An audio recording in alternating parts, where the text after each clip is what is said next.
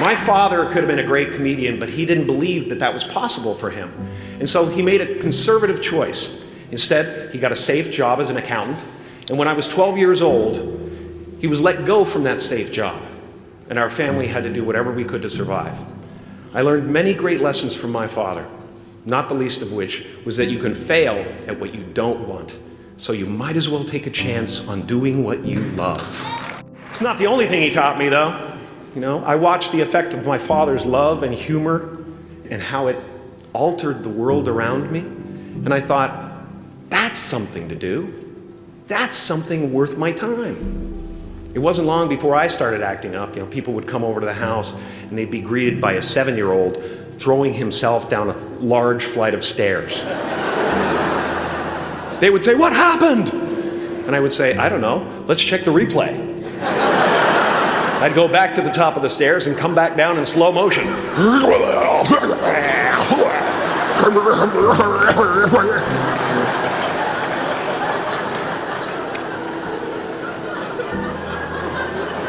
It was a very strange household.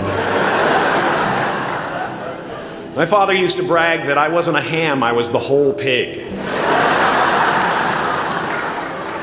And he treated my talent as if it was his second chance. When I was about 28, after a decade as a professional comedian, I realized one night in LA that the purpose of my life had always been to free people from concern, just like my dad. And when I realized this, I dubbed my new devotion the Church of Freedom from Concern. The Church of FFC.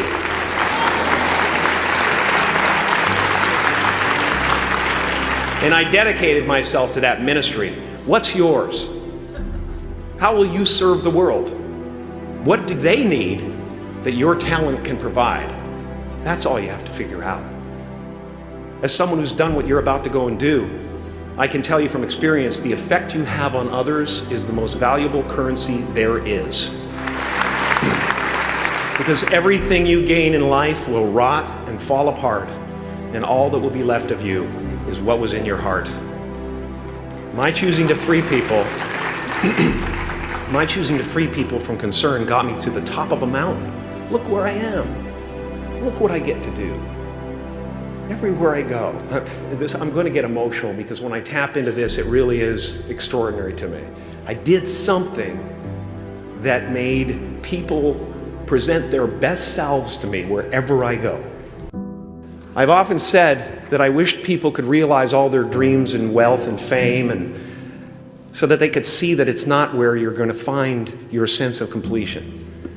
Like many of you, I was concerned about going out into the world and doing something bigger than myself, until someone smarter than myself made me realize that there is nothing bigger than myself. Because life doesn't happen to you, it happens for you. How do I know this? I don't, but I'm making sound, and that's the important thing. That's what I'm here to do. Sometimes I think that's the only thing that's important, really, you know?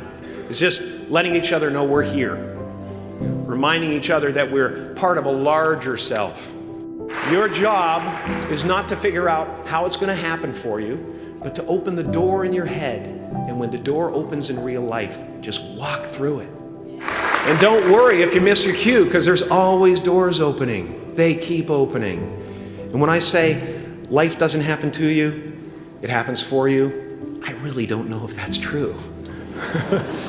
I'm just making a conscious choice to perceive challenges as something beneficial so that I can deal with them in the most productive way. You'll come up with your own style. That's part of the fun. Oh, and why not take a chance on faith as well? Not religion, but faith. Not hope, but faith. I don't believe in hope. Hope is a beggar. Hope walks through the fire and faith leaps over it.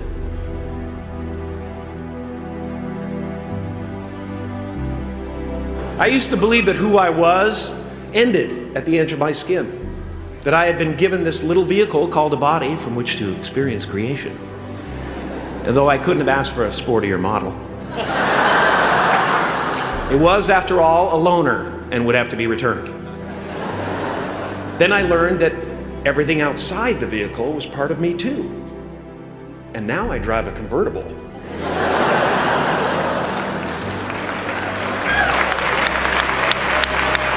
Yeah, man. Top down, wind in my hair. Woo! I am elated and truly excited to be present and fully connected to you at this important moment in your journey. I hope you're ready to open the roof and take it all in. You are the vanguard of knowledge and consciousness, a new wave in a vast ocean of possibilities. On the other side of that door, there's a world starving for new ideas, new leadership. I've been out there for 30 years. She's a wildcat.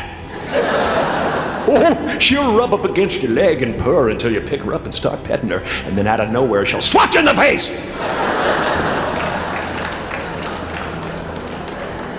It can be rough out there, but that's okay, because there's soft serve ice cream with sprinkles. I guess that's what I'm really trying to say here today.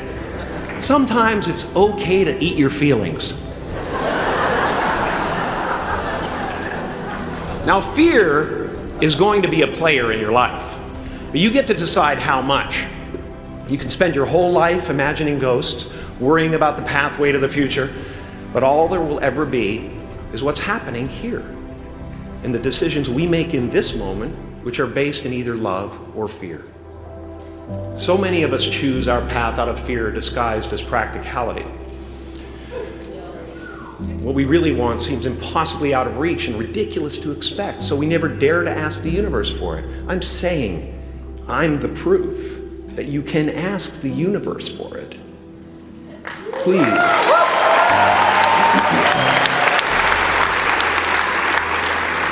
I am at the top of the mountain, and I was, and the only one I hadn't freed was myself, and that's when my search for identity deepened. I wondered who I'd be without my fame. Who would I be if I said things that people didn't want to hear? Or if I defied their expectations of me? And that peace that we're after lies somewhere beyond personality, beyond the perception of others, beyond invention and disguise, even beyond effort itself. You can join the game, fight the wars, play with form all you want, but to find real peace, you have to let the armor go. Your need for acceptance can make you invisible in this world. Don't let anything stand in the way of the light that shines through this form. Risk being seen in all of your glory. My soul is not contained within the limits of my body. My body is contained within the limitlessness of my soul. Now I'm always at the beginning. I have a reset button, and I ride that button constantly. Once that button is functioning in your life, there's no story that the mind could create that will be as compelling. The imagination is always manufacturing scenarios, both good and bad, and the ego tries to keep you trapped in the multiplex of the mind.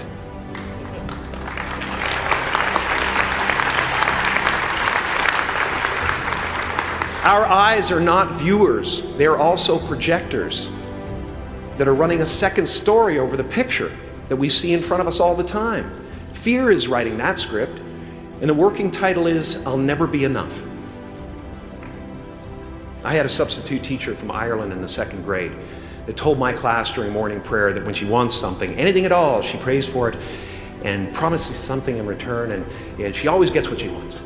Well, I'm sitting at the back of the classroom, thinking, wow, my family can't afford a bike, So I went home and I prayed for one. And I promised I would recite the rosary every night in exchange. Broke that promise. But 2 weeks later, I got home from school to find a brand new Mustang bike with a banana seat and Easy Rider handlebars. Yeah. From fool to cool. My family informed me that I had won the bike in a raffle that a friend of mine had entered my name in without my knowledge whatsoever.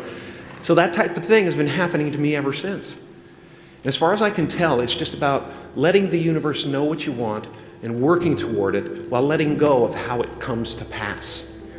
No matter what you gain, ego will not let you rest. It will tell you that you cannot stop until you've left an indelible mark on the earth, until you've achieved immortality. How tricky is this ego that it would tempt us with the promise of something we already possess? Relax and dream up a good life.